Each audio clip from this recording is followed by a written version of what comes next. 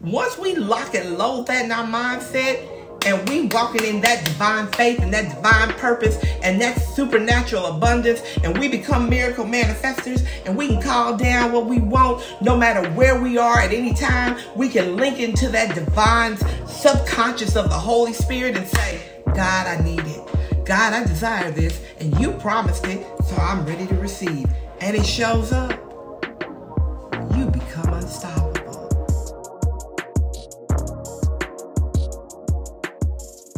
Greetings, beautiful ones. How you doing? Good, good.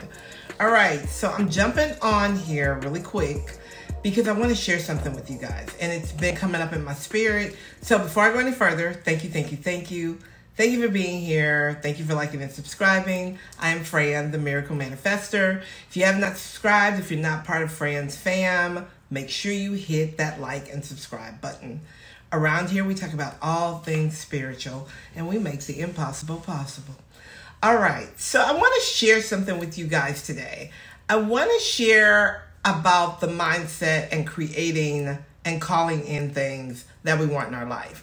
But I want to talk to you from a different perspective. So I've been having a lot of conversations lately about people who feel like because their mindset has been conditioned to a certain thing, they are not able to wrap their mindset around the fact that God really wants us to be prosperous and that God wants us to have the things that we want. But I am here to tell you today that God wants you to be prosperous and He wants you to be happy. He does not want you to be struggling, broke, not owning anything, not having anything, and barely making it, and looking for money from other people. God wants you to have your own supply. And I know that this is rough because a lot of us weren't raised like this. A lot of people who look like me were raised in the church, and we were taught it was better to be poor. We had frugal parents. We were around frugal people, and we weren't around people who now talk about money and mindset openly. Nobody was talking about that when I was young. Nobody was talking about that. So, and especially nobody in the church. Nobody in the church was talking about those things. So when people started talking and preaching the prosperity gospel, like Reverend Ike and Neville Goddard, and you had Charles Fillmore, all of those people who were telling you that God wanted you to be prosperous, people were like, oh, that's not really what the word says, and that's not it. And they made it seem like it was a bad thing once again. So we already have this bad stigma about how we're supposed to be poor and broke and struggling. And then somebody comes because God says, go teach them the right way, or go teach them the word this way. And they're doing what they're supposed to do. We still deflect it, right? People start talking about them. They get denounced. You can't come to the church no more, whatever the case may be. Then we have Oral Roberts, right? Are you guys familiar with Oral Roberts and Oral Roberts University? I actually went to Oral Roberts University. That's a whole nother story. Anyway, Oral Roberts in 1947 starts actually talking about how God wants to heal His people. Not only heal them when they're sick, but heal them of infirmities and heal them of strife and struggle and not owning anything and not having anything. So here comes Oral, right? And his wife, Evelyn, and they are teaching this gospel, but they're teaching it differently, right?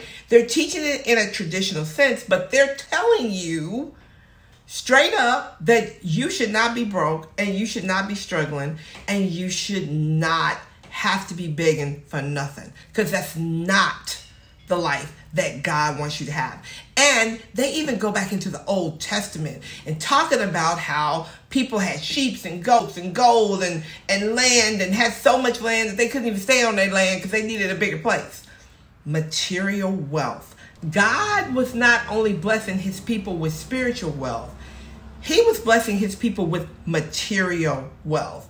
Now, I'm going to say here that if you're here on this channel, or if you stumbled here, or if divinely you've been led here or guided here, you are a believer in God, because my intentions are to attract people who believe in God but need just a little boost in their consciousness so they can live the life that God has designed for us. Because in our reality, We're supposed to be living the life that God has designed for us. Period. Point blank. The end. We're not supposed to be struggling. All right. So I'm going to hit y'all with something, and I'm going to leave y'all with this, and I want y'all to think about it. And then the next time I come back, we're going to talk about it a little bit. So have you guys heard of, and have you read Deuteronomy 1 and 11? Now, that's not 11, y'all. Y'all know that. Bear with me here. Yeah, y'all know that wasn't 11. 1 and 11. Have you read it for yourself? As I recall, I don't remember this being taught in church, but the first time I actually heard the scripture was when Oral Roberts was teaching on the scripture in one of my devotionals and explaining the message that the Lord had gave him about being prosperous, right? So I went back because I'm a studier and I like to know things for myself, right? I want to know about it from myself. I want to talk to God about it. I want to sit with it. I wanted to see how it feels in my spirit, right? So I went back and I read it for myself, like I was saying. And I want to share it with you. And then I want to tell you what God put in my spirit about this. Ready? Deuteronomy 1 and 11. May the Lord, the God of your ancestors, increase you 1,000 times and bless you as he has promised. Now, I talk a lot about tithing because I'm a tither, right? And I talk about tenfolds. I talk about, we've heard 10-folds, 20-folds, 40-folds. Have you ever heard that the Lord is going to bless you 1,000-folds? It says he's going to increase you. I'm looking right here at it. He's going to increase you 1,000 times and bless you as he has promised. Child, I took this. I wrote it on a note card, put it in my phone, put it in my notes, and I carried it and I thought about it. And ever since that time I heard and read Oral talking about it, it's been in my spirit 1,000 times. God said he will bless me and keep me as he promised 1,000 times over. Do you know that means that there is no lack in your life? You shall possess the land. You will have more than enough. You will have enough to share. You will have enough to give. You will have enough to receive. And you will never be without a thing. Ever in your life? 1,000-folds? The Lord said 1,000-folds. And he said he promised it. Go look it up for yourself. I'll leave it right here. Read that. And then think about God gives you something 1,000 times over. He gonna give it to me 1,000 times over as he promised? What am I tripping off of? I'm tripping off of the light bill when God said he would bless me to pay that and everything else 1,000 times over. Here's the disconnect. Here is why we trip. Here is why we can't get it manifested. Here is why we can't call it in. Because we don't believe it. Our mindset is so conditioned to lack and limitation and not having enough and being told we will never have enough and we're not good enough that we forget the promises of God. Are you kidding me, Fran?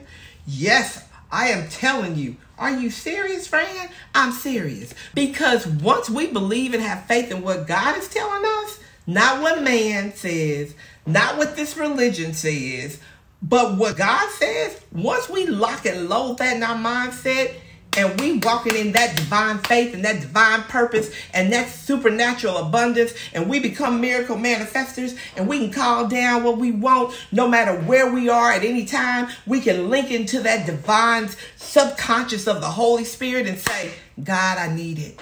God, I desire this and you promised it, so I'm ready to receive. And it shows up. You become unstoppable. How many people you think really want you to know that? I want you to know that. That's why I'm telling you. Lock and load your mind on the promises of God right? Not the promises of Fran, not the promises of anyone else. Once you tap into that supernatural abundance in your life, abundance of all things, who can stop you? You become unstoppable. God has given you that power with his promises, but you got to know the promises in order to live the promises. All right, y'all. I just had to share that with y'all. Sitting here in the Woo Woo Girl headquarters, getting ready to lock it up. An office that I never thought I'd have. A building I never thought I would be able to get. Running a company that I never thought I'd be able to run. Because God said I could. And you can too. All right, y'all. I'll talk to you later. Bye for now.